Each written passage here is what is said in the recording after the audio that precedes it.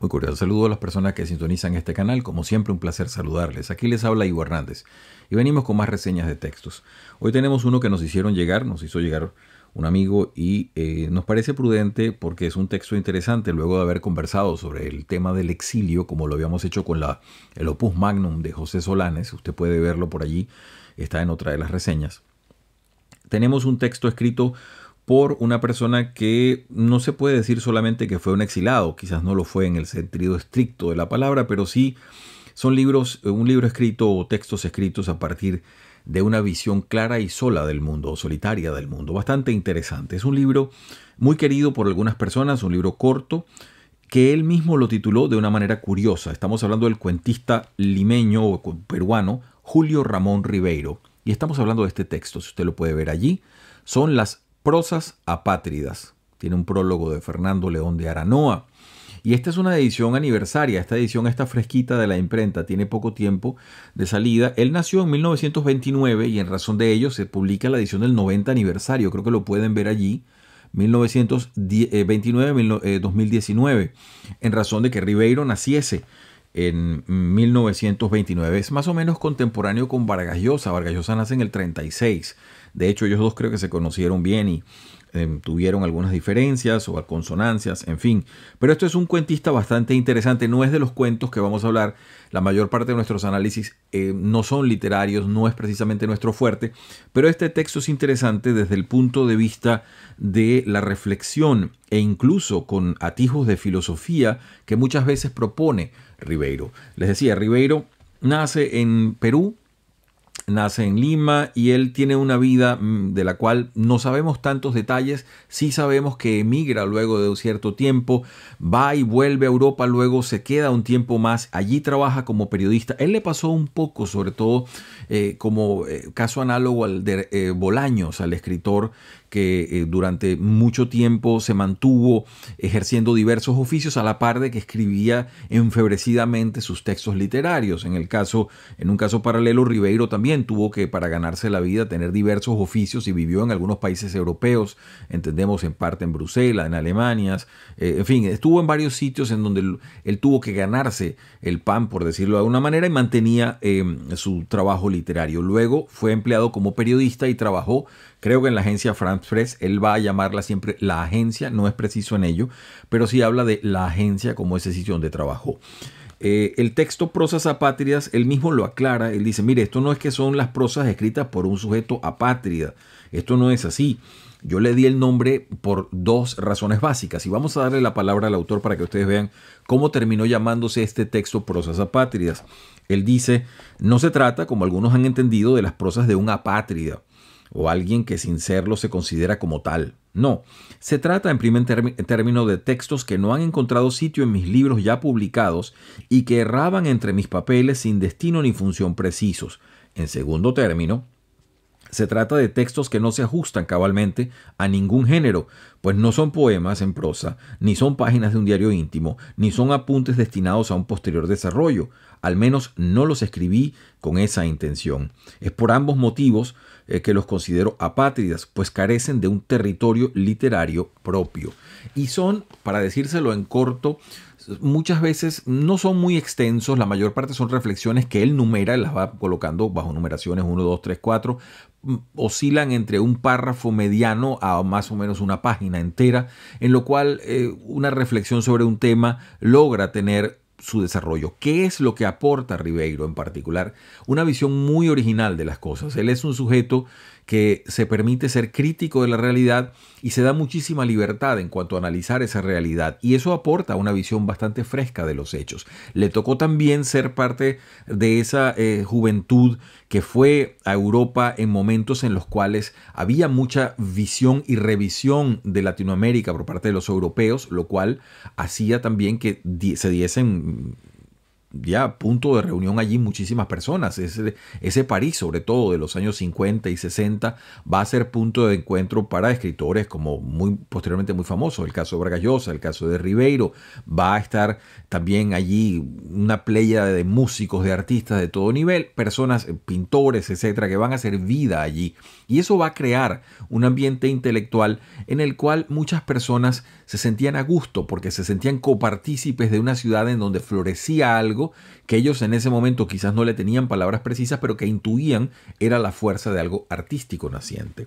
Entonces, Ribeiro se va para allá, está bastante tiempo y escribe este texto. Fíjense, acá hay una parte al final, en una de las reflexiones finales, en la número 126, porque repetimos, son numeradas de forma progresiva, en donde él explica cómo es que él ha llegado a todo esto y qué es lo que produce o qué es lo que él trae literariamente en estas prosas apátridas. Libro que, por cierto, varias personas mantienen cerca siempre de su mesita de noche porque es un texto agradable de leer. Si algo tiene Ribeiro es una prosa fluida, una prosa cercana. Usted se siente como leyendo a un amigo que no es que le confiesa algo muy íntimo, sino que comparte sus visiones sobre la realidad cotidiana. Y es una realidad cotidiana que no ha cambiado tanto en muchos sentidos. Él se describe a sí mismo así. Estoy en la página 107, es el punto 126 de las prosas apátridas de Julio Ramón Ribeiro. Dice: mi error ha consistido en haber querido observar la entraña de las cosas, olvidando el precepto de Joubert: cuídate de husmear bajo los cimientos. Como el niño con el juguete que rompe, no descubro bajo la forma admirable más que el vil mecanismo, y al mismo tiempo que descompongo el objeto, destruyo también la ilusión. Y así él mantiene siempre, es un sujeto que se mueve en el filo entre un humor a veces un poco ácido y cierto pesimismo. Recuerda en unos momentos, sin ser el filósofo que era Émile Cioran, que también hacía vida en ese París, por cierto, filósofo rumano. Recuerda algunas veces con esa visión acre, ácida de la realidad, pero muy certera de ver las cosas. Y así vamos a presentarle, vamos a tratar de leer algunos de esos pequeños, no son aforismos porque son algunas veces muy extensos, pero sí reflexiones que él coagula bajo el título de prosas apátridas. Les leo uno de ellas, por ejemplo. Dice así, esta es la número 2. Vivimos en un mundo ambiguo. Las palabras no quieren decir nada, las ideas son cheques sin provisión, los valores carecen de valor, las personas son impenetrables, los hechos amasijos de contradicciones, la verdad una quimera y la realidad un fenómeno tan difuso que es difícil distinguirla del sueño, la fantasía o la alucinación. La duda, que es el signo de la inteligencia, es también la tara más ominosa de mi carácter. Ella me ha hecho ver y no ver, actuar y no actuar. Ha impedido en mí la formación de convicciones duraderas. Ha matado hasta la pasión y me ha dado finalmente el mundo la imagen de un remolino donde se ahogan los fantasmas de los días sin dejar otra cosa que briznas de sucesos locos y gesticulaciones sin causa ni finalidad. Ahí se puede ver el juego introspectivo que hace Ribeiro. Y esa es la tónica prácticamente de todo el libro. Incluso personajes familiares, su hijo, él tiene un hijo ahí. No lo nombra nunca, no le da un nombre propio, pero él está presente, sobre todo como una persona que actúa, interactúa y le lleva entonces a diversas reflexiones, tanto de la infancia en sí, como del hombre que va a ser este hijo y que se va proyectando potencialmente en esa infancia, en ese momento.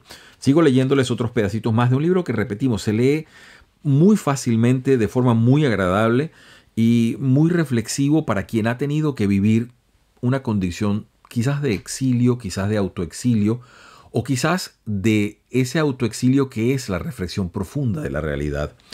Dice así, la vida, esta es la página 28, la reflexión es la número 11, la que les leo. La vida se complace a veces en ofrecernos compendios alegóricos de la realidad, o más bien citas magníficamente elegidas del gran texto de la historia que vivimos. En los pasillos del metro, el 1 de mayo, millares de obreros endomingados, jóvenes y viejos con sus familias, se desbordan alegres, despreocupados, rumbo a la Feria de París, al Campo de Marte o al Bois de Boulogne, todos con su ramillete de muguet en la mano. Están felices, han almorzado bien, es su feriado, su festividad. Sentados en el suelo de un corredor, dos estudiantes hirsutos y barbudos con unas guitarras cantan un aire marcial y revolucionario del que solo percibo al pasar esta estrofa. Obreros, levanten sus barricadas. Los proletarios sin detenerse les echan al pasar una mirada de reprobación. Se sienten chocados, casi ofendidos. Nada más fuera de lugar que esos mozalbetes hablando de barricadas, luchas y conflictos en un día de esparcimiento entre tantos días de trabajo. La presencia de esos estudiantes, su actitud, su propósito es tan vano e ilusorio como esas mujeres del ejército de salvación que se apostan en la puerta de los burdeles tratando de catequizar a los que allí van. Fíjense ustedes, esa interesante reflexión. Y es que uno puede sentir en Ribeiro no la declaración de un marxismo profeso, pero sí poco a poco esa evolución que lo va llevando primero a algunas simpatías de fondo. No conozco mucho su talante ideológico, cuál fue o cuál haya sido. Él muere en el 94, pero sí uno se da cuenta de ese descreimiento. Y fíjense que él contrapone la figura de esas personas que están celebrando un 1 de mayo ganados y merecidos con estos dos jovencitos que seguramente no han trabajado, que tienen una guitarra y están cantando unas consignas de una izquierda caduca y absolutamente infantil, como es esa izquierda que se manifestó en el 68, por ejemplo, ¿no? Entonces uno se puede dar cuenta de esa gran dicotomía y cómo estos obreros se sienten en shock y completamente distanciados de ese supuesto canto revolucionario que no puede ser más artificial y más falaz, más falso, ¿no? Seguimos adelante con otra de las reflexiones muy interesantes. De todo tipo de temas van pasando por su pluma, ¿no? Él se despierta y esto se ve que fueron momentos en los cuales probablemente dentro de espacios libres del trabajo, algún sábado, algún domingo se sentaba con un cuaderno y los anotaba porque se siente eso, ¿no? El número 23 de las reflexiones dice: los años nos alejan de la infancia sin llevarnos forzosamente a la madurez. La madurez es una impostura inventada por los adultos para justificar sus torpezas y procurarle una base legal a su autoridad. El espectáculo que ofrece la historia antigua y actual es siempre el espectáculo de un juego cruel, irracional, imprevisible, ininterrumpido. Es falso, pues, decir que los niños imitan a los juegos de los grandes. Son los grandes los que plagian, repiten y amplifican en escala planetaria los juegos de los niños. Muy interesante. Algunas de las reflexiones, de verdad, aparte de lo extraordinariamente bien escritas, porque este sujeto era cuentista. Y recuérdese, en la mejor tradición de los grandes cuentistas, y hablamos por decirle algo de Chekhov en el caso de los rusos, Juan Rulfo en el caso de los latinoamericanos, y pudiéramos citar una gran cantidad de otra pluma, tienen esa concisión de poder dibujar en 2 o 3 trazos una situación que puede ser más compleja. Eso es muy propio del cuentista, que sabe que tiene que jugar con una realidad profunda en poco espacio. Entonces eso lo logra también en las prosas apátridas de Ribeiro. Ahí se ve la mano del cuentista, ¿no? Fíjense ustedes esta reflexión hermosa que hace seguramente de la observación del destrozo que hacía el niño pequeño que le había nacido. Dice así en la número 30: el advenimiento de un niño a un hogar es como la irrupción de los bárbaros en el viejo imperio romano. Mi hijo ha destrozado en 20 meses de vida todos los signos exteriores y ostentatorios de nuestra cultura doméstica. La estatuilla de porcelana que heredé de mi papá, reproducciones de esculturas famosas, ceniceros raros hurtados con tanta astucia en restaurantes, copas de cristal encargadas en Polonia, libros con grabados preciosos, el tocadisco portátil, etc. El niño se siente frente a estos objetos, cuya utilidad desconoce, como el bárbaro frente a los productos enigmáticos de una civilización que no es la suya. Y como a pesar de su ignorancia y su sinrazón, él representa la fuerza, la supervivencia, es decir, el porvenir, los destruye. Destruye los signos de una cultura ya para él caduca, porque sabe que podrá reemplazarlos, puesto que él encarna potencialmente una nueva cultura. Hermosísimo escrito, muy bien dicho, muy hermoso, como él propone todo esto. Y aquí hay una observación en la cual conjuga a la infancia y a la vejez. Observada todo esto en un parquecito de esos que hay en París, en algunos lugares. Recuerden, París es una de esas enormes ciudades europeas y ha ido creciendo como de todas esas cosmópolis, esas gigantes ciudades donde se da reunión de personas de todas partes del mundo. Y existen ciertas placitas, ciertos parquecitos. Y a propósito de ello, él hace la siguiente reflexión. Dice: observando jugar a los niños en el parquecito de la Rue de la Procesión. Su edad oscila entre 1 y 3 años. A esta edad se amontonan, pero no se comunican. Les interesa la vecindad y a menudo el espectáculo, pero no el contacto directo. Cada cual en el fondo sigue tan solo como en el cuarto de su casa, pero refractados en múltiples espejos. Llegan incluso a rozarse la mano, a intercambiar sus baldes intercambiables, pero prácticamente sin hablar, sin dar nada de sí ni decir nada, aparte de un objeto como un balde, que en este caso es un objeto neutro. Y en las bancas del jardín, en torno a la poza de arena, los viejos, solos también. Sobre todo se ven jubilados y tullidos, bastón y boina, callados, mirando sin ver el film de su infancia que retosa a sus pies y trata de retenerlos, al menos por el recuerdo, a la vida. Solo cabe sacar una conclusión. La soledad de los niños prefigura la de los viejos. Un texto muy, muy hermoso, muy bien escrito, sobre todo lo que trasluce de Ribeiro y se deja uno acá, como lo hemos señalado en otros libros, es la facultad literaria de decir en breve. Y aquí tenemos que citar siempre a Gracián cuando nos decía: lo bueno, si es breve, es 2 veces bueno. Y eso se cumple a cabalidad en estos textos de Julio Ramón Ribeiro.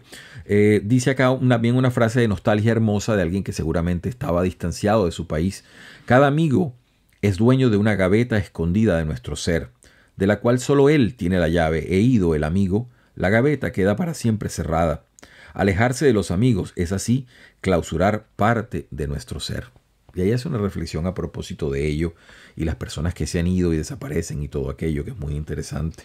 Luego habla también de los niños, de las casas que hay que tener, de esa casa infantil que él permanentemente recuerda. Fíjense, les leo un pedacito, está en el número 40.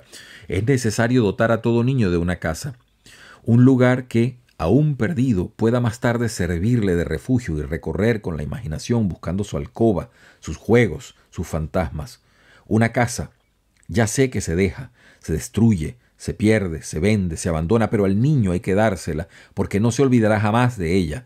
Nada será desperdicio, su memoria conservará el color de sus muros, el aire de las ventanas, las manchas del cielo raso y hasta la figura escondida de las venas del mármol de la chimenea. Todo para él será un atesoramiento. Más tarde no importa, uno se acostumbra a ser transeúnte y la casa se convierte en posada, pero para el niño la casa es su mundo, el mundo. Muy bien escrito, realmente. Es un gusto leer este texto y no solamente leerlo, porque hay que reconocer que es un libro de esos que se lee y se relee. Este libro que tengo en las manos, Las prosas apátridas de Julio Ramón Ribeiro. Vamos a ver si puedo leerles un poquito más de todas las cosas que nos dice, porque son tantos. Yo lo marqué en diversos puntos, disfrutando todo lo que es el texto. Nuevamente va con los niños, que se ve. Yo justamente la parte de los niños la saqué porque uno se da cuenta que él fue aprendiendo y le pasaba como aquella canción de Joan Manuel Serrat donde decía: niño, deja ya de jugar con la pelota, ¿no? Que estaba haciendo ruido, pero a la vez toda la reflexión que a propósito de ello le provenía en aquel caso al cantautor, en este caso al cuentista. Dice así: lo difícil que es enseñarle a perder a los niños. Jueguen a los soldados, a las damas, al monopolio o a las cartas, no admiten otra posibilidad que la victoria. Cuando ésta se revela imposible, tratan de rescatarla con alguna estratagema. Abandonan el juego antes de que se defina o proponen otro en el que están seguros que van a ganar. Pero con el tiempo llegan a comprender que también existe la derrota. Entonces su visión de la vida se ensancha, pero en el sentido de la sombra y el desamparo, como para aquel que, habiendo siempre dormido de sol a sol, se despertara una vez en mitad de su sueño y se diera cuenta de que también existe la noche. Hermosísimo texto, verdaderamente, lo que provoca acá, lo que produce Julio Ramón Ribeiro. Una última reflexión y ya con esto no les digo más. Muy hermosa también, porque él es un lector voraz y se trasluce acá sus divergencias y aproximaciones a diversos autores. Está Heidegger, están muchas personas que ha leído. En la cadena biológica, estoy en la página 99, número 112 de las reflexiones. En la cadena biológica, o más concretamente en el curso de la humanidad, somos un resplandor. Ni siquiera eso. Un sobresalto. Menos aún, una piedra que se hunde en un pozo. Quizás todavía algo más insignificante, un reflejo, un soplo, una arenilla. Nada que salga del número o la indiferencia. Desde esta perspectiva, el individuo no cuenta, sino la especie, único agente activo de la historia.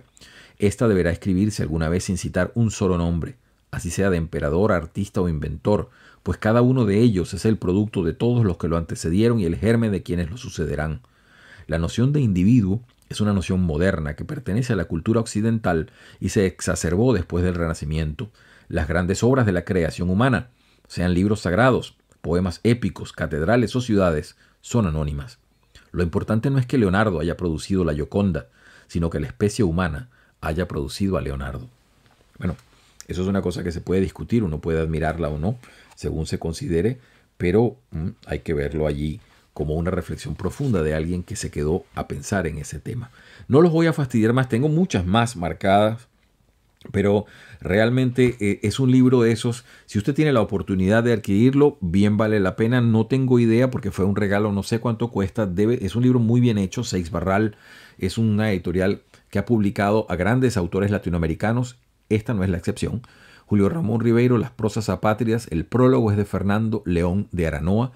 Es un libro que se lee rápidamente, pero va a provocar muchas relecturas porque usted va a querer volver a esa sonoridad del lenguaje, a esa hilación de imágenes que nos presenta Ribeiro y que él maneja con tan buen tino.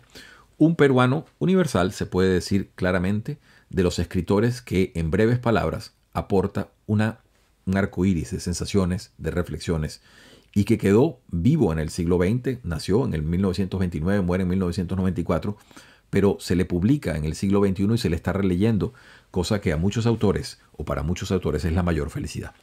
Les habla Ivo Hernández, ha sido como siempre un placer estar con ustedes. Si esto le gusta o de alguna manera le llama la atención, vienen más videos, márquelo, esté pendiente que vamos a producir más.